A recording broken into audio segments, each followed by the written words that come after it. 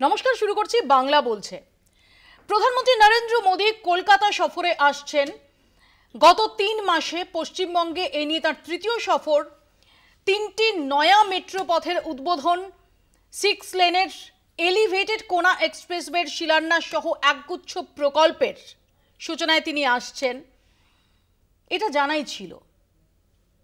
গতকাল প্রধানমন্ত্রী নরেন্দ্র মোদীর সোশ্যাল মিডিয়া পোস্ট, তাতে ইঙ্গিতটা স্পষ্ট ছিল যে 2026-এর নির্বাচনী প্রচারের সুরটা বেঁধে দেওয়ার জন্য আজকের এই মঞ্চকেই প্রধানমন্ত্রী ব্যবহার করেন কিনা। হ্যাঁ, উদ্বোধনের মঞ্চকে তিনি ব্যবহার করেননি, তার ঠিক অদূরেই যে রাজনৈতিক সভা, তিনি উদ্বোধনের মঞ্চ থেকে টিজারটাও দিয়ে দিলেন যে অনেক কিছু অপেক্ষা করছে পরবর্তী জনসভায়, এবং সেখানে গিয়ে তীব্র ভাষায় তৃণমূল কংগ্রেসকে আক্রমণ ইন্ডিয়া জোটকে, বাংলা ভাষা বিতর্কের মাঝেই বাংলাকে ধ্রুপদী ভাষার মর্যাদা দিয়েছে কেন্দ্র, এই মন্তব্য তাঁর। একাধিকবার তাঁর গলায় উঠে এলো বাংলা বাক্য। এসআইআর বিতর্কের আবহে অনুপ্রবেশকারী ইস্যুতে আরও একবার এরাজ্যের শাসক দলকে তীব্র নিশানা করলেন প্রধানমন্ত্রী নরেন্দ্র মোদী, এবং একই সঙ্গে তিনি নির্বাচনী স্লোগানটাও বেঁধে দিলেন বিজেপির জন্য। তার স্লোগান, বাঁচতে চাই বিজেপি তাই। অন্যদিকে প্রধানমন্ত্রী আসার আগে থেকেই সুর চড়াচ্ছিল তৃণমূল কংগ্রেসও। তৃণমূল কংগ্রেসের তরফ থেকে 5 দফা প্রশ্নবাণ প্রকাশ করা হয় নরেন্দ্র মোদীর উদ্দেশ্যে। শুধু তাই নয়, যখন প্রধানমন্ত্রী নরেন্দ্র মোদী বক্তব্য রাখছেন, তার গলায় বাংলা বাক্য শোনার সঙ্গে সঙ্গেই তৃণমূল কংগ্রেসের সোশ্যাল মিডিয়ায় কটাক্ষ যে এই রাজ্যে প্রধানমন্ত্রী বাংলায় কথা বলছেন, বিজেপি শাসিত রাজ্য হলে এটা তিনি কি করতে পারতেন। আর এরই মধ্যে আমরা দেখলাম মুখ্যমন্ত্রী মমতা বন্দ্যোপাধ্যায়, যিনি অনুপস্থিত ছিলেন আজকের এই অনুষ্ঠানে, মুখ্যমন্ত্রী মমতা বন্দ্যোপাধ্যায়ের নস্টালজিক পোস্ট, যেখানে তিনি রেলমন্ত্রী থাকাকালীন কিভাবে এই সমস্ত প্রকল্প, সেই প্রকল্পের সূচনা তার হাত দিয়ে হয়েছিল, তার তহবিল জোগাড় থেকে শুরু করে, তার ব্লুপ্রিন্ট থেকে শুরু করে সমস্ত কিছু, এবং পরবর্তীকালে এ রাজ্যের মুখ্যমন্ত্রী হিসেবে তিনি রাজ্যের প্রশাসনিক প্রধান হিসেবে কিভাবে এর বাস্তবায়নে ওতপ্রোতভাবে জড়িত ছিলেন, সেটা সূক্ষ্মভাবে তুলে ধরলেন মুখ্যমন্ত্রী মমতা বন্দ্যোপাধ্যায়। এই সব নিয়ে আমরা আলোচনা করব আজকের বাংলা বলছে। তাই শুরুতে আপনাদের দেখাই যে আজ প্রধানমন্ত্রী নরেন্দ্র মোদী তীব্র নিশানা করলেন তৃণমূল কংগ্রেসকে। দেখুন। भर्ती घोटालों से नौजवानों का भविष्य खराब हो गया, बहनों बेटियों पर अत्याचार बढ़ गए, क्राइम और करप्शन ये टीएमसी सरकार की पहचान बन गए।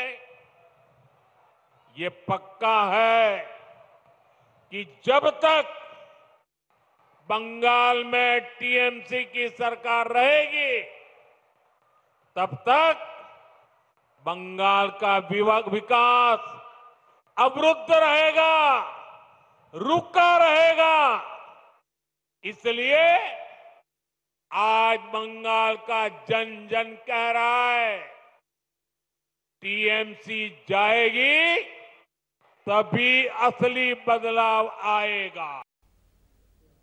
আমাদের সঙ্গে যারা উপস্থিত রয়েছেন তাদের সঙ্গে পরিচয় করিয়ে দিই। বিজেপির পক্ষ থেকে জয় মল্লিক, তৃণমূল কংগ্রেসের পক্ষ থেকে কৃষাণু মিত্র, কংগ্রেসের পক্ষ থেকে সুভাষিস ভট্টাচার্য, সিপিআইএম এর পক্ষ থেকে শুভজিৎ সরকার। আমি প্রথমে কৃষাণুর কাছেই আসবো। কৃষাণু, আজকে সরাসরি তৃণমূল কংগ্রেসকে নিশানা করে পরিবর্তনের ডাক দিয়ে গেলেন নরেন্দ্র মোদী। তিনি বললেন যে এই পরিবর্তন স্লোগানের পরিবর্তন নয়, অর্থাৎ 14 বছর আগেও যে পরিবর্তনের স্লোগান উঠেছিল, সে শুধুমাত্র স্লোগানের পরিবর্তন নয়, কাজে পরিবর্তন। যেখানে দাঁড়িয়ে ভ্রষ্টাচার থাকবে না, যেখানে তার কর্মসংস্থানে জোর দেওয়া হবে, যেখানে আইনের শাসন তার প্রণয়ন হবে, এবং সেখান থেকে তিনি সুর বেঁধে দিলেন, নির্বাচনী স্লোগান বেঁধে দিলেন, বাঁচতে চাই বিজেপি তাই। এখন এই বাঁচতে চাই বিজেপি তাই তো কিছুদিন আগে দিল্লির মানুষকে আশ্বস্ত করে এসছিলেন, এখন মানুষ ত্রাহিমাম ত্রাহিমাম করে চেঁচাচ্ছে, বিশেষ করে গরিব, প্রান্তিক, দলিত, মাইনরিটির লোকজন। এখন উনি তো এরকম স্লোগান তো সেই 2016 সাল থেকে দেওয়ার চেষ্টা করছেন, ধোপে টিকছে না বিষয়টা। তার কারণ কি? উনি যেই মাপকাঠিটা ঠিক করেছে, যখন ন্যাশনাল ডিবেট হয়, আলোচনা হয়, আমাদের নেতা অভিষেক বন্দ্যোপাধ্যায় অনেকবার চ্যালেঞ্জ করেছে, উনি বা ওনার কোনো প্রতিনিধি অভিষেক বন্দ্যোপাধ্যায়ের সাথে ডিবেট করুক না, মৌপিয়া মডারেটর হোক, যে কেউ ওনাদের ইচ্ছা মতো মডারেটর হোক, উন্নয়নের তালিকাতে তাহলে একটা বিচার হয়ে যাক যে কে কোথায় দাঁড়িয়ে আছে। উনি কৃষকদের কথা বললেন, কৃষকদের আয় দুগুণ করে দেওয়ার দাবি করেছিলেন, করতে পারেননি, আমরা করে দেখেছি 3 গুণ, পরিসংখ্যান আছে।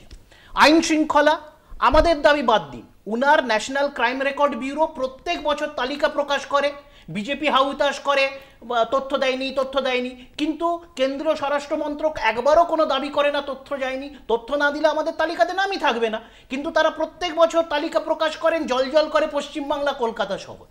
তো উনি যে মাপকাঠিতে কথা বলেন, বেকারত্বর কথা বললেন, তো বেকারত্বে আজকে বিজেপি শাসিত হরিয়ানা মানে দেশের নাম্বার 1 বেকারত্ব প্রধান রাজ্য, তারপরে বিজেপি শাসিত কটা রাজ্য আছে ন্যাশনাল এভারেজ থেকে পশ্চিম রাজস্থান, শুধু রাজস্থান কেন, হরিয়ানা, রাজস্থান। এক সেকেন্ড কেন্দ্রীয় সরকারের যে সমীক্ষা, সেই সমীক্ষা অনুযায়ী গত এপ্রিল থেকে জুন এই ত্রৈমাসিকে বেকারত্বের হারে রাজস্থান সবার উপরে রয়েছে। তাহলে তুমি বলো, রাজস্থান কিছুদিন আগে অবধি কংগ্রেস করেছে, এই সবে বিজেপি দায়িত্ব নিয়েছে, তার আগেও বিজেপি ছিল, কি দুর্দশাটা করে ছেড়েছে। তো এরকম প্রত্যেকটি মাপকাঠিতে আজকে কর্মসংস্থানে বলুক না, তাদের পরিসংখ্যান বলছে বাংলা কোথায় দাঁড়িয়ে আছে আর বিজেপি রাজ্যগুলোর কি বেহাল দশা। আচ্ছা, আমাদের যে 5টা প্রশ্ন, প্রধানমন্ত্রী আজকে এই যে 130th অ্যামেন্ডমেন্টের কথা বলেছেন, আচ্ছা আজকের দিনে এত নীতিবাগীশ হয়ে উনি এতগুলো দাবি করলেন, বললেন না তো যে এখনো উত্তরপ্রদেশ ওনাদের একজন মন্ত্রী আছেন রাকেশ সাচান, এই রাকেশ সাচান, তার বিরুদ্ধে আর্মস অ্যাক্টের মামলা আছে, বেলে আছেন, এখনো মন্ত্রিত্ব আছেন, যেই মামলাটা আছে তাতে ওনার 1 বছরের জেল হয়েছে, জেলে তো তাকে অ্যারেস্ট করাই হয়নি, উল্টে তিনি বেলে আছেন। আমি আসছি কৃষাণু, তোমাদেরই প্রেস কনফারেন্স এই মুহূর্তে চলছে তৃণমূল ভবনে, প্রধানমন্ত্রীর বক্তব্যের পরিপ্রেক্ষিতে একবার সেখানে চলে যাই চট করে। তৃতীয়ত, আমরা তো অবাক হয়ে গেলাম যে দেখলাম আমন্ত্রণ পত্রতে প্রথমে লিডার অফ অপোজিশনটাকে, বিরোধী দল নেতাকে, সেটা তো 2 জন হলো। তো এটা আমরা একটু বুঝলাম যে আমরা কি ঠিক এতদিন বুঝতে পারিনি যে বিরোধী দল নেতাকে, কারণ আমন্ত্রণ পত্রতে 2 জন ছিল বিরোধী দল নেতা। সে যাই হোক, তারা ঠিক করে নেবেন, মঞ্চে 2 জনেই ছিলেন, কিন্তু তার সঙ্গে একজনের আবির্ভাব দেখলাম, তার নাম রভনীত সিং বিট্টু। এতদিনে আমরা জানলাম তিনি নাকি, আজকে জানলাম, রেলের MOS, minister of state for railways. এতদিন আমরা জানতাম না। আমরা জানতাম এই মানুষটাকে, যে সদ্য লোকসভাতে যখন অল ইন্ডিয়া তৃণমূল কংগ্রেসের এমপি, মহিলা এমপিরা প্রতিবাদ করছিলেন, তখন তিনি, এই রভনীত সিং বিট্টু, গিয়ে তাদেরকে ধাক্কাধাক্কি হেনস্থা করেছে। তবে না বুঝলাম যে যদি মহিলাকে আপনি অপমান করেন, ভারতীয় জনতা পার্টি তাদেরকে প্রাইজ দেয়। যদি আপনি মহিলাদের হেনস্থা করেন, আর বিশেষভাবে বিরোধী দলের যদি মহিলারা থাকেন, এমপিরা থাকেন, তাহলে আপনি আজকে মঞ্চে প্রধানমন্ত্রীর পাশে জায়গা পেলেন। আর এই রভনীত সিং বিট্টু, তিনি একজন শিখ, আজকে বাংলায় এসে কার সঙ্গে বসেছিলেন?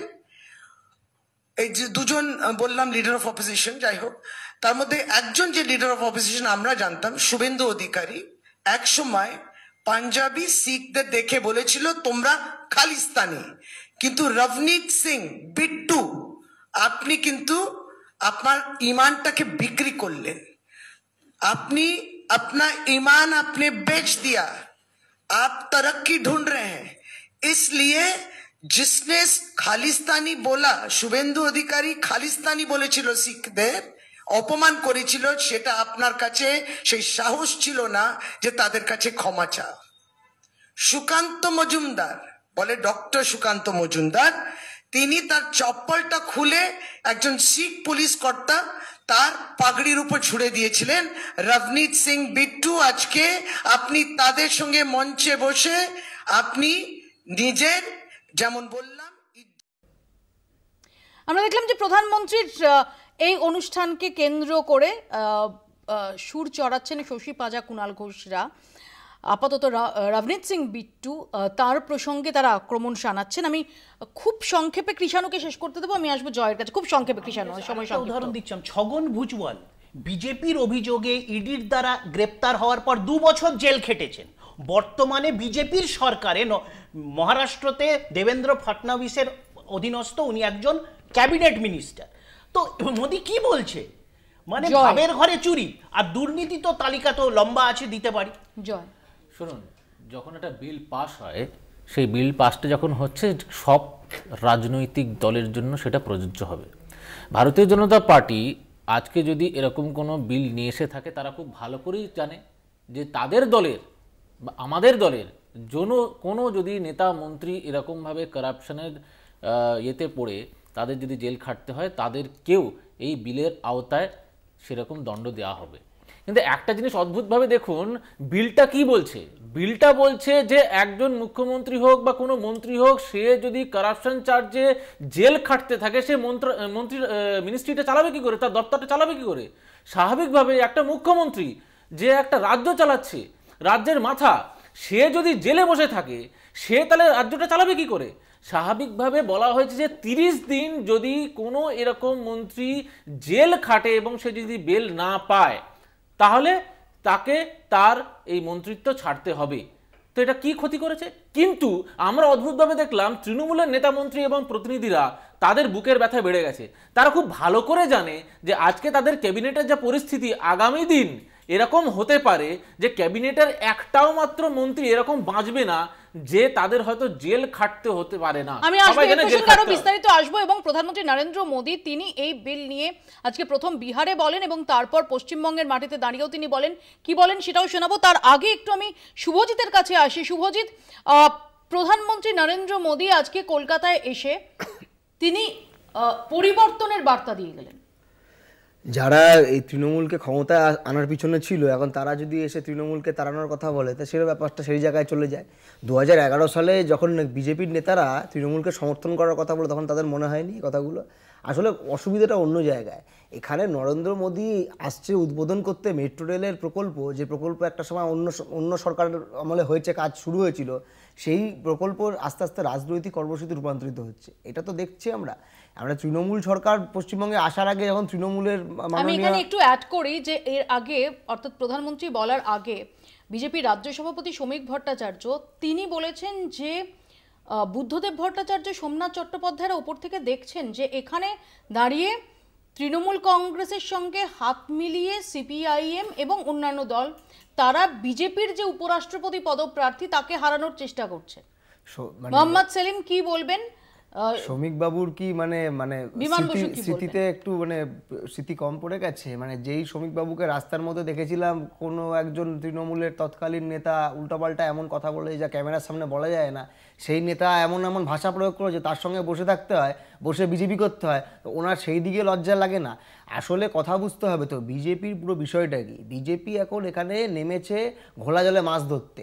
বিজেপির এখানে কোনো সিনে নেই। এই পুরো রাজনৈতিক আবহাওয়ার মধ্যে তৃণমূলের বিরুদ্ধে যেভাবে মানুষের ক্ষোভ বিক্ষোভ তৈরি হচ্ছে, একটা পলিটিক্যাল স্পেসে বাম, কংগ্রেস এবং অন্যান্য আইএসএফ এই ধরনের দলগুলো যেভাবে স্পেস পাচ্ছে, এই স্পেসটাকে এখন নষ্ট করতে হবে। এখানে একটা কমিউনাল অ্যাটমসফিয়ার তৈরি করতে হবে। এবং আমি বারবার যেটা বলার চেষ্টা করছি, মেট্রো প্রকল্প, এই মেট্রো প্রকল্প আজকে মমতা বন্দ্যোপাধ্যায় পোস্ট করেছে, আমরাও পুরনো ছবি পেয়েছি, সেই ছবি আমরাও পোস্ট করছি, যেখানে দেখা যাচ্ছে তৎকালীন সময় কেন্দ্রীয় মন্ত্রী প্রণব মুখোপাধ্যায় পাশে দাঁড়িয়ে রয়েছেন, বুদ্ধদেব ভট্টাচার্য থেকে শুরু করে বামপন্থী তো বলা ঠিক হবে না, তৎকালীন সময়ের মন্ত্রী, তারা ঘটনাচক্রে বাম ফ্রন্টের পক্ষে ভোটে জিতেছিল। কিন্তু এটা আসলে একটা সার্বিক কেন্দ্র রাজ্য সম্পর্ক। এই কেন্দ্র রাজ্য সম্পর্কের মধ্যে দুটো রাজনৈতিক আলাদা মত থাকছে বলে তুমি এখানে এটাকে পলিটিক্যাল জায়গায় নিয়ে আসবে। এবং আসলে আমি শুভাশিসদের কাছে আসবে। শুভাশিসদা, পরিবর্তনের ডাক দিয়ে স্লোগান বেঁধে দিয়ে গেলেন নরেন্দ্র মোদী, বাঁচতে চাই বিজেপি তাই। নরেন্দ্র মোদী এরকম স্লোগান সারা ভারতবর্ষে অনেক জায়গায় দিয়েছে, কিন্তু মনে হয় না ভারতবর্ষের মানুষ সব জায়গায় গ্রহণ করেছে। আজকে সেটা বুঝতে পারছি যে ইলেকশন কমিশনকে যেভাবে কাজে লাগানো হয়েছে, তাতে ইলেকশন কমিশন পাশে না থাকলে নরেন্দ্র মোদীকে জেতানোর ক্ষমতা ঈশ্বরেরও ছিল না। ঘটনা যেটা হয়েছে সেটা হলো, ভারতবর্ষে 11 বছর ধরে নরেন্দ্র মোদী শাসন করছেন। ডবল ইঞ্জিনের সরকারের চেয়েছিলেন, মণিপুর থেকে শুরু করে রাজস্থান থেকে উত্তরপ্রদেশ সর্বত্র জ্বলছে এবং বেকারত্বের জ্বালায় যুবকরা রাস্তায় ঘুরছে এবং সেই বেকারত্ব পশ্চিমবঙ্গে প্রচুর পরিমাণে বিনিয়োগ হবে, তরুণদের কর্মসংস্থান হবে এবং দমদমে দাঁড়িয়ে তিনি বলছেন যে দমদমে আমরা জানি যে নানান গুরুত্বপূর্ণ একাধিক গুরুত্বপূর্ণ কারখানা সেখানে বন্ধ রয়েছে, সেখানে দাঁড়িয়ে প্রধানমন্ত্রী বলছেন যে এই দমদম আবারও বিজেপি যদি ক্ষমতায় আসে আবারও ইন্ডাস্ট্রিয়াল হাব হবে। সারা ভারতবর্ষে বিজেপি আসার পর স্বাধীনতার পর সবচেয়ে বেশি বেকার বেড়েছে, উত্তরপ্রদেশে বেকার দ্বিতীয় স্থানে সম্ভবত। আচ্ছা, সর্বত্র বিজেপি যেখানে যেখানে শাসন করছে সেখানে বেকার বাড়ছে, সেই বেকারগুলোর কথা চিন্তা নেই। হঠাৎ করে পশ্চিমবঙ্গের বেকারদের হাতে চাকরি তুলে দেবে নরেন্দ্র মোদী, এই প্রতিশ্রুতি থেকে বিশ্বাস করবে বলে মনে হয় না। আমি আসবো আপনার কাছে। এরই মধ্যে আমরা কি দেখেছিলাম যে আগেও যখন দুর্গাপুরে তিনি এসেছিলেন 18ই জুলাই, সেখানে তিনি বলেছিলেন বাংলায় যে বড়দের প্রণাম ছোটদের ভালোবাসা, আজকে সেটা দিয়ে তো শুরু করলেনই, তার পাশাপাশি আমরা দেখলাম যে মা তারা থেকে মা কালী আরও একবার উঠে এলো তার গলায় আজকে কৌশিকী অমাবস্যা। এবং খুব ইন্টারেস্টিংলি এই বাংলা ভাষা নিয়ে যখন বিতর্ক চলছে সেই সময় দাঁড়িয়ে প্রধানমন্ত্রী নরেন্দ্র মোদীর আগাগোড়া বক্তব্যে একাধিকবার তিনি আজকে বাংলা বাক্য ব্যবহার করেছেন। শুধু তাই নয়, তিনি আজকে এখানে আরও একবার বললেন যে তিনি সৌভাগ্যবান মনে করেন নিজেকে, কারণ কেন্দ্র বাংলা ভাষাকে ধ্রুপদী মর্যাদা দিয়েছে। কি বললেন প্রধানমন্ত্রী শুনুন। ये हमारा सौभाग्य है कि हमें बांग्ला भाषा को क्लासिकल लैंग्वेज यानी शास्त्रीय भाषा का दर्जा देने का सौभाग्य मिला। কৃষাণু, সেই সময় আমি শুধু একটু মেনশন করি যে সেই সময়ে আমি দেখাবো যে তৃণমূল কংগ্রেসের তরফ থেকে এক্স হ্যান্ডেলে কটাক্ষ করা হচ্ছে, বলা হচ্ছে যে বাংলায় কথা বলছেন প্রধানমন্ত্রী, এটা বিজেপি শাসিত রাজ্য হলে কি হতো। বিষয়টা হচ্ছে যে কাউকে ক্লাসিক্যাল ভাষার মর্যাদা কোনো ক্রাইটেরিয়ার বেসিসে হয়, সেটা প্রধানমন্ত্রীর ইচ্ছা নয়। উনি কোনো জমিদার বা নবাব নিজেকে ভাবতে পারেন, কিন্তু আদপে এখনো সংবিধানে উদ্যোগটা তো ইম্পর্টেন্ট। আমি বললাম তো, এটা একটা কন্টিনিউয়াস প্রসেস, বিভিন্ন সময়ে ক্লাসিক্যাল ল্যাঙ্গুয়েজের একটা দেওয়া হয়েছে, এখানে মাপকাঠিতে বাংলাকে দিতে হবে, আপনি বাংলাকে বাদ দিয়ে অন্য কাউকে দেবেন কি করে, তাও সেখানে অনেক রাজনীতি হয়েছে, সেটা যেদিন আলোচনা হবে বলবো।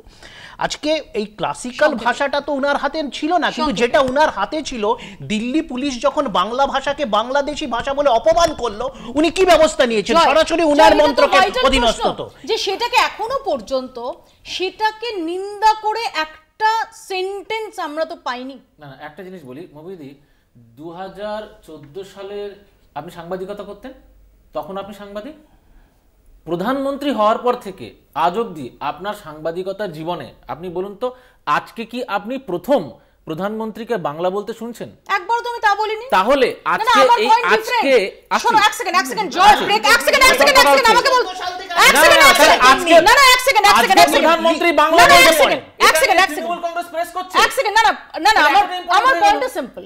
প্রেক্ষাপটটা তো বুঝতে হবে। 1 বছর আগে বা 1.5 বছর আগে যখন লোকসভা নির্বাচনের প্রচারে এসে তিনি বাংলা বলেছেন, তার প্রেক্ষাপট আর এখনকার প্রেক্ষাপটটা ডিফারেন্ট। কারণ তার আগে আমরা দিল্লি পুলিশের এইরকম একটা চিঠি দেখিনি যেখানে বাংলা ভাষাকে বাংলাদেশি ভাষা বলা হয়েছে, এবং এটা দিল্লি পুলিশের, আমি তো বলছি না এটা বিজেপি করেছে, কিন্তু তারপর অমিত মালভিয়া তার বক্তব্য সেটা বিতর্ককে আরো বাড়িয়ে দিয়েছে। বলছি প্রেক্ষাপটটা তৈরি করেছে, প্রেক্ষাপট তো ইম্পর্টেন্ট। বলছি এক্স্যাক্টলি, খুব ভেরি ইম্পর্টেন্ট। বাংলা ভাষী হওয়ার জন্য ভিন রাজ্যে আক্রান্ত হচ্ছে। বলতে দিন অমিত বাবুকে শাস্তি দিয়েছে, কান ধরে উঠবস করিয়েছে, প্রেক্ষাপটটা তৈরি করে দিয়েছে যে তৃণমূল, সেই কথাটাই আজকে এই স্টুডিওতে উঠছে না। প্রেক্ষাপটটা তৈরি হয়েছে সেদিন যেদিন মুখ্যমন্ত্রী একটি ফেক ভিডিও তার এক্স হ্যান্ডেলে পোস্ট করেছিল, এবং তারপরে দিল্লি পুলিশ সেটার সমস্ত রকম ঘটনাকে সামনে নিয়ে এসে এবং প্রমাণ করেছে যে পুরোটাই ফেক, একটি সাজানো ঘটনা, যেটাকে একজন মুখ্যমন্ত্রী হয়ে তার সোশ্যাল মিডিয়াতে পোস্ট করে উনি প্রমাণ করতে চেয়েছেন যে দিল্লিতে যারা ওখানে বাংলায় কথা বলছে তাদের উপরে নাকি এরকম একটা ঘটনা ঘটছে। সেটাকে ঢাকা দেওয়ার বারবার ঘটেছে, আরে দিল্লিতে একাধিকবার ঘটেছে, অন্যান্য বিজেপি শাসিত রাজ্যে ফেক ভিডিও ছড়িয়ে যদি তোমরা করো ভাই, তোমাদের অমিত মালব্য করে। এক সেকেন্ড বীরভূমের, এক সেকেন্ড আমি জয়কে বলি আজকে একটা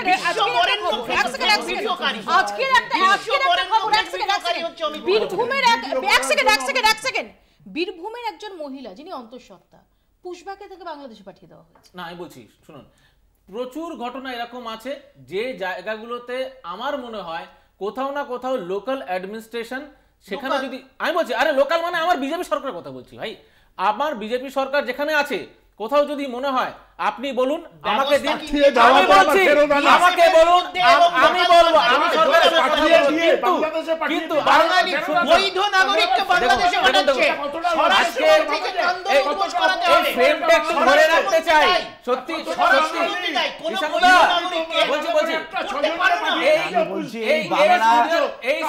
একটা ব্রেক আমাকে তার আগে নিতেই হবে, একটা ছোট্ট বিরতি নিচ্ছি, ছোট্ট একটা বিরতির পর ফিরছি এ প্রসঙ্গে আলোচনায়। দেখতে থাকুন বাংলা বলছে।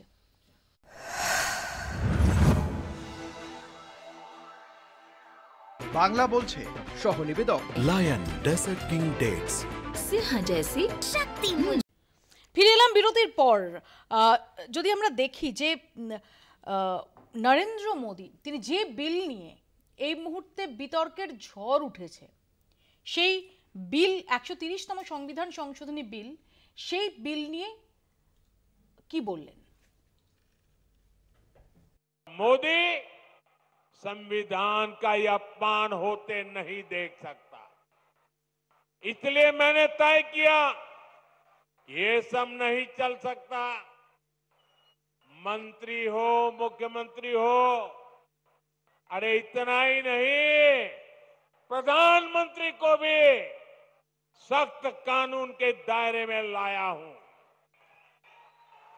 अगर पीएम भी 30 दिन जेल में रहे और उन्हें जमानत न मिले तो अगले दिन उनकी कुर्सी भी चली जाएगी।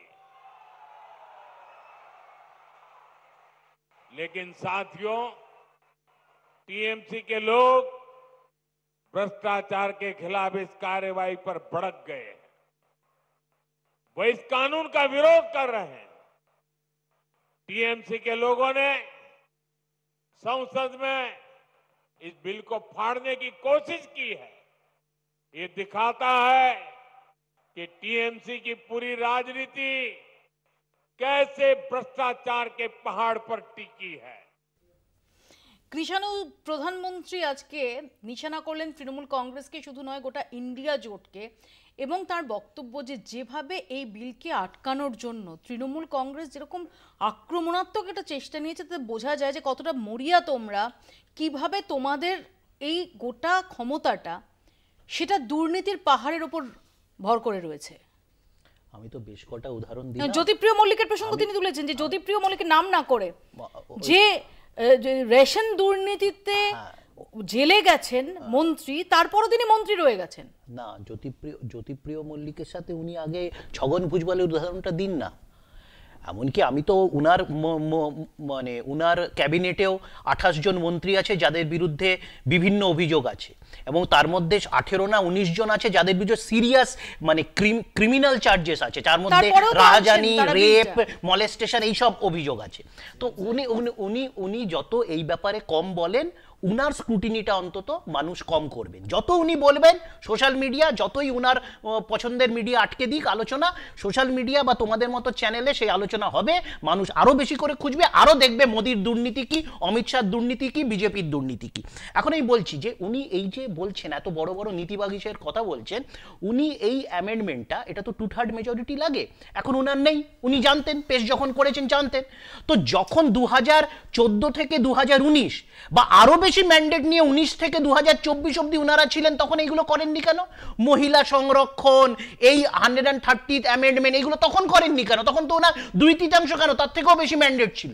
আসলে উনিও জানেন ভাবের ঘরে চুরিটা করছেন, এইগুলো রিপোর্ট কার্ডে লিখছেন, আমি ইন্ট্রোডিউস করেছিলাম, কিন্তু উনার পুরো পেছনে এই দাগগুলো হাতে কালি লেগে। একটা জিনিস এই আমি জানি না, এই ঘটনাটার পরে অদ্ভুত একটা জিনিস লাগছে, নিয়ম কি, বিল কি, বিলটা এটাই হচ্ছে যে একটা নেতা সে যখন একটা রিপ্রেজেন্টেটিভ হয়ে আসছে, পাবলিক রিপ্রেজেন্টেটিভ হয়ে এত লক্ষ ভোট নিয়ে, সে এসে যখন করাপশন চার্জে তাকে এরকম ঢোকানো হবে জেলে, সে যদি 30 দিন জেল খাটে, তার মন্ত্রিত্ব থাকবে না। জয়, এতে সমস্যাটা কোথায়? আমি বেসিক সমস্যাটা বুঝতে পারছি না। আমি তোমাকেই একটা প্রশ্ন করছি। এক সেকেন্ড, তুমি এক্ষুনি বলবে, তুমি এক্ষুনি বলবে যে বিজেপির এতগুলো মন্ত্রী আছে যারা, আমি ঠিক আছে, বাদ দাও, তুমি যেটা বলতে আমার নেতা অভিষেক বন্দ্যোপাধ্যায় বলেছেন যে তুমি 30 দিন করতে হবে না, তুমি 15 দিন করো। কিন্তু যারা সম্মানিত না হয় তাকে ডবল শাস্তি দিতে হবে। কৃষাণু এক সেকেন্ড, জয় এক সেকেন্ড। আমার সুভাষিসদার কাছে এখানে প্রশ্ন যে প্রধানমন্ত্রী আজকে এই বিল নিয়ে প্রথম মুখ খুললেন বিহারে, তারপর পশ্চিমবঙ্গের মাটিতে দাঁড়িয়ে তিনি বলছেন যে সরকারি কর্মচারীদের ক্ষেত্রে, তিনি সরকারি বড় অফিসার হন, তিনি কোথাও দাঁড়িয়ে সামান্য একজন কর্মচারী হন, 50 ঘন্টা যদি তিনি হেফাজতে থাকেন তাহলে তার বিরুদ্ধে ব্যবস্থা হয়। তাহলে কেন হবে না? এবং এখানেই তিনি প্রশ্ন তুলছেন যে এই যে ইন্ডিয়া জোট যেভাবে ডেসপারেটলি এই বিলকে আটকাতে চাইছে তার উদ্দেশ্য নিয়ে। ইন্ডিয়া জোটের আটকাতে হবে না, এমনিতে আটকে যাবে, কারণ 2/3 মেজরিটি প্রয়োজন হয়। নরেন্দ্র মোদীও জানেন এটা পাস করানো সম্ভব না। কেন এই সময় করছেন? যখন ইলেকশন কমিশন নিয়ে সারা ভারতবর্ষে চোর চোর চোর চোর আওয়াজ উঠেছে, ডাইভার্টিং দ্য চোখটা ঘোরানো, দৃষ্টি ঘোরানোর জন্য এইখানে নিয়ে এসছে, এই বিলটা এখন পাস করাচ্ছে। উনি জানেন যে পাস করানো যাবে না। দ্বিতীয় কথা হলো ইডি সিবিআই যদি যার হাতে থাকবে, আজকে ইডি সিবিআই তার হাতে আছে, সেই জন্য ছগন ভুজবল থেকে আরম্ভ করে নারায়ণ রানে থেকে আরম্ভ করে সবাই বিজেপির সাথে আছে, নাহলে তো জেলে থাকতো সবাই। এদের তো নরেন্দ্র মোদী বলেছিলেন জেলে থাকবার কথা, আমরা বলিনি, ইনি বলেছিলেন বক্তৃতাতে। সুতরাং ইডি সিবিআই কে কাজে অজিত পাওয়ার থেকে আরম্ভ সবাইকে, এবং শুধু তাই নয়, বিহার আজকে ক্যাবিনেট বলেছে 70,000 কোটি টাকা হিসেব দেয়নি বিহার মন্ত্রিসভা, এই বিহার মন্ত্রিসভা, তাহলে বিহারের মুখ্যমন্ত্রী আমরা দেখেছি যে এমএ বেবি থেকে শুরু করে জন ব্রিটাস তারা মনে করছেন যেটা চূড়ান্ত ফ্যাসিবাদী একটা পদক্ষেপ এই বিলটাকে পেশ করা। কিন্তু সেখানে দাঁড়িয়ে প্রধানমন্ত্রী যে প্রশ্ন তুলছেন, এবং প্রধানমন্ত্রী আজকেই এই নিয়ে প্রথম মুখ খুললেন, প্রধানমন্ত্রীর বক্তব্য যে সরকারি কর্মচারীদের ক্ষেত্রে যদি 50 ঘন্টায় তাদের ভাগ্য নির্ধারণ হয়ে যায়, আমি এই জায়গাতেই আসছি। আসলে আমরা কি are we heading towards a state যেটা বিউরোক্রেটিক স্টেট হবে? একটা নির্বাচিত জনপ্রতিনিধির সঙ্গে কোনোদিন কোনো সরকারি কর্মচারীকে তুলনা করা ঠিক নয়। কেন ঠিক নয় আমি বারবার বলার চেষ্টা করি। দেখুন, সে আইএস হতে পারে, সে আইপিএস হতে পারে, আমি একটু বলি দিদি, তারপরে না না না আমি সেটা কথা বলছি, আমি সেটা কথা আনছি না, আমি এটা শেষ করতে দাও, আমার শেষ কথা কি বলতে চাইছি ব্যাপারটা বুঝতে পারবে। একটা আইএস হতে পারে, আইপিএস হতে পারে, ইউপিএসসি ক্যাডার হতে পারে, দিনের শেষে সে একটা দিন পরীক্ষা দিয়ে সে এক জায়গায় ঢুকছে। আর একজন জনপ্রতিনিধি সে মানুষের ম্যান্ডেট নিয়ে আসছে, দুটোর মধ্যে পার্থক্য আছে। আমি আবারও বলছি, একটা জনপ্রতিনিধি যখন নাকি যদি কোনো দুর্নীতির সঙ্গে যুক্ত থাকে, তাহলে সে মানুষ তাকে ভোটে হারিয়ে দেবে, সে ভোটে হারাবে, মানুষ তাকে ভোটে হারাবে। তার মানে আসলে ব্যাপারটা এইদিকে নয়, ব্যাপারটা অন্য। তো আপনার কাছে লজিকটা কিসে নেই? লজিকটা হচ্ছে যখন সারা দেশে মোদী সরকার বা বিজেপি সরকার যে বিভিন্ন ধরনের যে এজেন্সিগুলোকে ইউজ করে নিজের পার্টির মাস অর্গানাইজেশন বানিয়েছে, এবং সেটা যখন ধরা পড়ে গেছে যে ভোট চুরি হয়েছে, জীবিত লোককে মৃত বানিয়েছে, তখন এখন সাধু সাধার চেষ্টা দেখানোর চেষ্টা হচ্ছে যে আমরা হচ্ছে বলতে চাইলো সেটা হচ্ছে যে অধিকারী কি শুদ্ধ না? আমার নাম জয় ভাই, দাও এক সেকেন্ড, এটা শুনে নাও। সেটা হচ্ছে জীবিতকে মৃত বাঙালিকে বাংলাদেশি বানিয়েছে, অবশ্যই তার ক্ষমতা অনেক বেশি। এটা আমরা 3:1 হবে না 1:1 হবে? আচ্ছা এক সেকেন্ড, এটা শুনে নিন দাদা। সেটা হচ্ছে ও যেটা বলতে চাইলো যে একটা সরকারি কর্মচারী এবং একটা পাবলিক রিপ্রেজেন্টেটিভ তার নাকি আলাদা হিসাব হওয়া উচিত। এবার তোমাকে একটা উদাহরণ দিই। তোমার কনস্টিটিউয়েন্সিতে একজন বিধায়ক, সে 6 মাস হলো জাস্ট ইলেক্টেড হয়েছে, তুমি ভোট দিয়েছো, 6 মাসের মাথায় দেখা গেল সে কারাপশন চার্জে এখন অ্যালেঞ্জ, এবং তাকে জেল হয়ে গেল, কনভিক্টেড। চলো কনভিক্টেড জেলে চলে গেছে।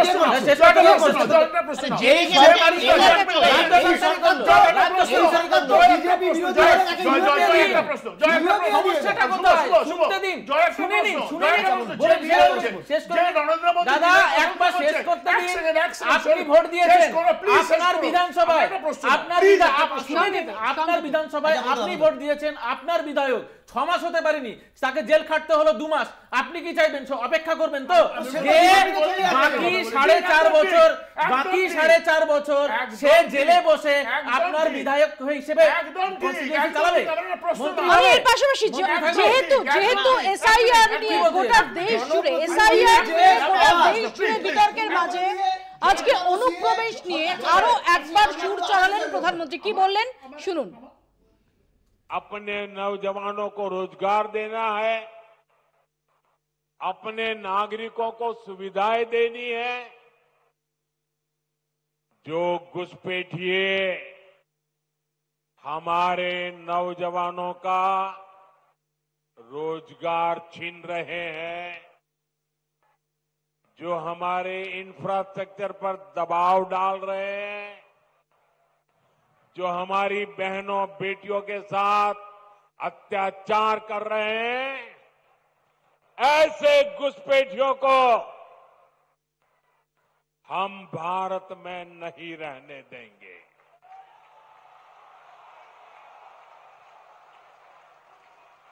इसलिए भारत सरकार ने घुसपैठियों के खिलाफ इतना बड़ा अभियान चलाया हुआ है। लेकिन साथियों, मुझे हैरानी है कि टीएमसी, कांग्रेस समेत कुछ इंडी अलायंस के राजनीतिक दल तुष्टीकरण के आगे घुटने टेक चुके हैं।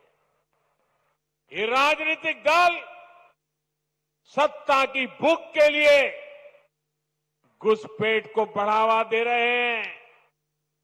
कुछ जगह पे तो दिख रहा है उन्होंने घुसपैठियों की शरण ले ली है। साथियों, पश्चिम बंगाल तो सीमावर्ती, পশ্চিমবঙ্গের সীমানাবর্তী শেষে যেটা তিনি বলছিলেন, পশ্চিমবঙ্গের সীমান্তবর্তী এলাকা অঞ্চলে সেখানে জনবিন্যাস দ্রুত পরিবর্তন হচ্ছে, যা বাংলার জন্য সংকট ডেকে আনবে। কৃষাণু, দেখো মপিয়া, প্রথম কথা হচ্ছে যে 2014 থেকে দেশের প্রধানমন্ত্রিত্ব করার পর 2025-এ উনি এত ঘুষ পাঠিয়ে দেখছেন যে উনাকে এটা পলিটিক্যাল ইস্যু করতে হচ্ছে। তাহলে বিগত 11 বছরে এত ঘুষ পাঠিয়ে উনি ঢুকতে দিলেন কেন? উনার স্বরাষ্ট্র মন্ত্রক, উনার বিএসএফ, উনার আরও পরিকাঠামো, ইন্টেলিজেন্স কি করছিল? ব্যর্থ যখন উনি কি ব্যবস্থা নিয়েছেন? 1, 2 হচ্ছে উনার সরকার এবং তার আগের সরকারের পরিসংখ্যান বলছে যে সব থেকে বেশি তথাকথিত এই অনুপ্রবেশ ঘটেছে বাংলাদেশ লাগোয়া দুটো জেলায়, চিরাং এবং ধুবড়ি, দুটোই আসামে পড়ে, যেখানে উনি ডবল ইঞ্জিন সরকার চালাচ্ছে। কি ব্যবস্থা নিয়েছে? বাংলায় সংকট আনছে এই জনবিন্যাসের পরিবর্তন। এটা তো 90-এর দশকের কথা। এটা হচ্ছে ওদের পলিটিক্যাল উইপেন, এবং বারবার আমি বলছি ওরা বাংলায় এসে কথা বলে জনবিন্যাস বলতে ওরা মুসলিম এই ধরনের কথা বলতে চায়। আসলে হিন্দু মুসলিম বা এই ধরনের যে সাম্প্রদায়িক সম্প্রীতির যে আবহাওয়াকে নষ্ট করতে চায়। আসামের কথা এখানে উঠে আসে না, এখানে ত্রিপুরার কথা উঠে আসে না, ত্রিপুরা তো বর্ডার শেয়ার করে, কিন্তু না বাংলায় স্পেসিফিক্যালি হয়, কারণ বাংলায় বিজেপিকে এই কার্ডটা খেলতে হবে, যেহেতু বাংলা একটা বড় অংশের মানুষ ওপার থেকে এসছে, বিভিন্ন কারণ, খালি মানে রিলিজিয়াস কারণে আসেনি, তার অনেকগুলো কারণ আছে, কিন্তু বিজেপির বারবার খোঁচা দেওয়ার জন্য এই কথাগুলো উনি বলে। বিএসএফ টাকা, বিএসএফ কি সিপিএম সরকার চালাতো না বিএসএফ অন্য সরকার চালাতো? বিএসএফ বা এই বর্ডার দায়িত্ব কারা রয়েছে? 11 বছর ধরে মোদী সরকার রয়েছে, বিজেপি রয়েছে। তাহলে বিজেপির যে মন্ত্রী রয়েছে, যারা বিএসএফ এর দায়িত্ব রয়েছে, তারা ঠিকভাবে কাজ করছে না, পলিটিক্যাল ইস্যু।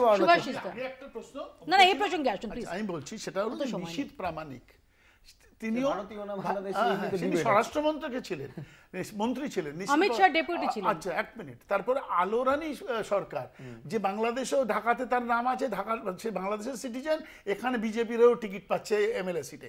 তো এইগুলো তো বিজেপিরও দেখা উচিত যে আমরা কাকে দিচ্ছি। হঠাৎ করে এখানে ইলেকশন ইস্যু, এই ঘুষপেটিয়া সারা ভারতবর্ষ জুড়ে চলছে। এইগুলো একদম ক্লিশে, অ্যাবসলিউটলি ক্লিশে। আমি বলি শুনে নিন, এত কিছু বললেন আপনারা একটা জিনিস দেখলেন না, পশ্চিমবঙ্গের বুকে শেখ সাহেব বলে একজন ব্যক্তি, তার দুটো ভোটার কার্ড, সে দুটো ভোটার কার্ড দিয়ে দুটো বিধানসভায় ভারতবর্ষের বুকে ভারতবর্ষের ইলেকশন কমিশন নিয়ে সুভাষিসদা বলতে দিতে হবে, সুভাষিসদা বলতে দিতে হবে, সুভাষিসদা বলতে দিতে হবে, প্রত্যেকের কথা ডিস্টার্ব করা যাবে না। পশ্চিমবঙ্গে এটা সম্ভব যে একজন ব্যক্তির দুটো ভোটার কার্ড, যে পশ্চিমবঙ্গে এসে দুটো বিধানসভায় ভোট দিয়ে চলে যাচ্ছে? পশ্চিমবঙ্গে এটা সম্ভব। তৃণমূলের একজন পঞ্চায়েত প্রধান, সে হচ্ছে বাংলাদেশি। পশ্চিমবঙ্গে এটা সম্ভব যখন বলা হচ্ছে যে তোমার ভোটার এখানকার পশ্চিমবঙ্গে, তুমি তো বাংলাদেশি, তোমাকে ভোটার কার্ড কে করে দিল ভাই? সে বলছে আমাকে তৃণমূলের এমএলএ করে দিয়েছে। Direct indirect Trinamool Congress voter card, fake voter card বানিয়ে তাদের ভোট ব্যাংক তৈরি করছে, এটা প্রমাণিত। আজকে যখন আমরা বলছি যে মূল যে কারণ ছিল প্রধানমন্ত্রীর আসার, যে মেট্রো পথে আরও বেশ কিছুটা জুড়ল কলকাতা, যেটা আমি আগেই বলছিলাম যে মুখ্যমন্ত্রী তিনি উপস্থিত ছিলেন না, কিন্তু প্রধানমন্ত্রীর সফরের জাস্ট ঘন্টা দুয়েক আগে মুখ্যমন্ত্রীর নস্টালজিয়া মাখা পোস্ট দেখুন।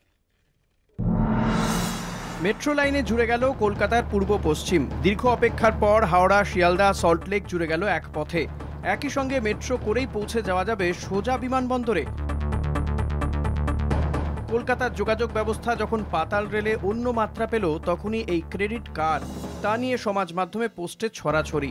বিজেপি নেতারা স্বাভাবিকভাবেই এর জন্য প্রধানমন্ত্রীকে কৃতিত্ব দিচ্ছেন। অন্যদিকে তৃণমূল সমর্থকরা হ্যাশট্যাগ দিয়ে লিখছেন ক্রেডিট দিদি নট মোদি। মুখ্যমন্ত্রীও এক্স হ্যান্ডেলে লিখেছেন আজ একটু নস্টালজিক হতে দিন। রেলমন্ত্রী থাকাকালীন কলকাতা জুড়ে একাধিক মেট্রো করিডোরের পরিকল্পনা করেছিলাম, এর জন্য বানিয়েছিলাম ব্লু প্রিন্ট, বরাদ্দ করেছিলাম অর্থ। পরে মুখ্যমন্ত্রী হয়ে প্রকল্পগুলি বাস্তবায়িত করতে জমি ও রাস্তার ব্যবস্থা করেছিলাম, সব রকমের সাহায্য করেছিলাম। মেট্রো সম্প্রসারণ এক দীর্ঘ জার্নি, আজ আমায় নস্টালজিক হতে দিন। নেত্রীর নস্টালজিয়াকে উস্কে দিতে কিছু ছবি পোস্ট করেছেন কুণাল ঘোষ। সেখানে তিনি তুলে ধরেছেন রেলমন্ত্রী থাকাকালীন মমতার মেট্রো শিলান্যাসের বেশ কিছু ছবি। তৃণমূলের পাশাপাশি এই দিনে পিছিয়ে নেই বামেরাও। তারা সোশ্যাল মিডিয়ায় সামনে এনেছেন 2009 সালে 22শে ফেব্রুয়ারির ছবি। সেদিন শিলান্যাস হয়েছিল ইস্ট ওয়েস্ট মেট্রো করিডোরের। হাজির ছিলেন তৎকালীন মুখ্যমন্ত্রী বুদ্ধদেব ভট্টাচার্য, কেন্দ্রীয় মন্ত্রী প্রণব মুখোপাধ্যায়, পরিবহন মন্ত্রী সুভাষ চক্রবর্তী সহ সিপিএম নেতারা। 1984 সালে বাম জমানাতেই কলকাতায় প্রথম মেট্রো রেল চলাচল শুরু হয়, যদিও এই উদ্যোগের শুরুয়াত হয়েছিল কংগ্রেস জমানায়। এই মেট্রো রেল সারা ভারতবর্ষে সবথেকে প্রথম কলকাতাতে স্থাপিত হয়েছিল কংগ্রেসের আমলে এবিএ গরিকার চৌধুরীর নেতৃত্বে। সেই পুরনো মেট্রো ট্রেন সেখানটায় আজ রক্ষণাবেক্ষণ নেই, যাত্রীদের পরিষেবা দেওয়া হচ্ছে না, তার জন্য বরাদ্দ নেই কেন্দ্র সরকারের। কংগ্রেসের আমলে ইস্ট ওয়েস্ট মেট্রো, কংগ্রেসের আমলে নোয়াপাড়া বিমানবন্দর। ফলে আজ যখন কলকাতার 3টি মেট্রো রেলপথের সম্প্রসারণ হলো, তখন তা নিয়ে নস্টালজিক সবাই, নস্টালজিক কলকাতাবাসীও। কলকাতা টিভি। আসবো আমি জয়ের কাছে। জয়, মমতা বন্দ্যোপাধ্যায় সে সময় রেলমন্ত্রী হিসেবে এবং পরবর্তীকালে এই রাজ্যের প্রশাসনিক প্রধান হিসেবে, মুখ্যমন্ত্রী হিসেবে তার অবদান, সেটা অস্বীকার করা যায়? আজকে কোথাও প্রধানমন্ত্রীর বক্তব্যে কি সেই কোথাও সেই মেনশনটা থাকা এক্সপেক্টেড ছিল না? কোন জিনিসটা অস্বীকার করবো বলুন তো?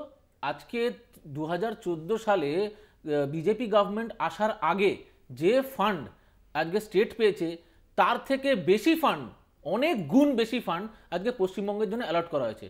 শুধুমাত্র আমি নির্দিষ্টভাবে আজকের যে তিনটে মেট্রোর পথ, মেট্রো রুট যেটা ইনঅগারেশন হলো, সেটার ক্ষেত্রে কোথাও এর আগে প্রাক্তন মুখ্যমন্ত্রী বুদ্ধদেব ভট্টাচার্যের অবদান, বর্তমান মুখ্যমন্ত্রী মমতা বন্দ্যোপাধ্যায়ের অবদান, যিনি তার আগে রেলমন্ত্রীও ছিলেন, এগুলো কোথাও কি আজকে মেনশন হলো?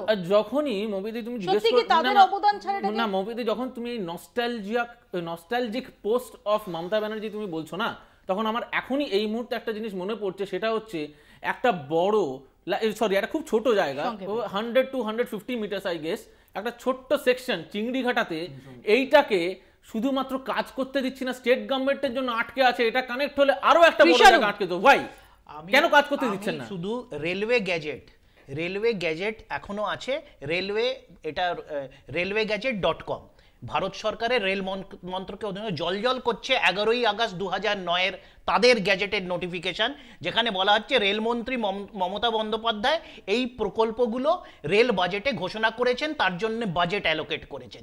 নরেন্দ্র মোদীর রেল মন্ত্রকের আজকের দিনেও যে ওয়েবসাইটে 2009 সালে গ্যাজেটের নোটিফিকেশন জল করছে, তারপরে এই যে মিথ্যাচারগুলো তারা করছে, লজ্জা করে না করতে? লজ্জা করে না যে এগুলো পুরো এর ব্লুপ্রিন্ট কেন, এর চিন্তা ভাবনা সব মমতা বন্দ্যোপাধ্যায়। আরে আবার কে চিংড়িঘাটা কোথা থেকে তুলে এনেছে? কেউ কোথায় আটকায়নি, আপনি জানেনই না। মোদিজি উত্তরদিন আপনারা খবর করেছেন এটা নিয়ে যে একটা 150 থেকে 200 মিটারের স্ট্রেচ হচ্ছে মমতা আপনারা এলাও করছেন না। স্বপ্নের প্রকল্প বাস্তবায়িত হচ্ছে তার জন্য, এক সেকেন্ড, যেটা এরা করেছিল তার জন্য 1000 টাকা বাজেট অ্যালোকেশন করেছে। এক সেকেন্ড, প্রকল্পগুলো বিজেপি কৃষাণু জয় দুজনকে বিরত করব, 1000 টাকা বছরে 1000 টাকা। এক সেকেন্ড দুজনকে বিরত করব। আমি একটা কথা বলছি, গতি তো প্রতিনিয়ত বাড়তে থাকে, ধরুন আধুনিকতা, এটা এটা মানে বহমান এবং এরকম প্রজেক্টের ক্ষেত্রে 84 সালে যখন কিনা পশ্চিমবাংলার বুকে বরকত গনিকান চৌধুরী কংগ্রেসের তখন মন্ত্রিসভা এটা আরম্ভ করলেন, তখন এটা তো চলবে, এটা স্বাভাবিক কারণেই। এবং মমতা ব্যানার্জিও রেল মিনিস্ট্রি থাকাকালীন এবং বামফ্রন্টেরও নেতারা সবাই মিলে কোহেসিভলি কাজটা করেছে। এর জন্য ইলেকশন ইস্যু হয়নি কোনোদিনও যে আমি করেছি বলে কংগ্রেস কোনোদিনও চেল্লাইনি, বা বরকত গনিকান কোনোদিনও বলেননি আমায় ভোট দাও আমি মেট্রো রেল করেছি। কারণ হলো মেট্রো রেল কলকাতায় হয়েছে, সে নিশ্চিতভাবে মালদায় গিয়ে বলেননি যে আমাকে ভোট দাও। ঘটনা যেটা হয়েছে এখন ভোটে ইস্যু হয়, এখন ভোটে ইস্যু হয়। শোনো একটা কথা বলি,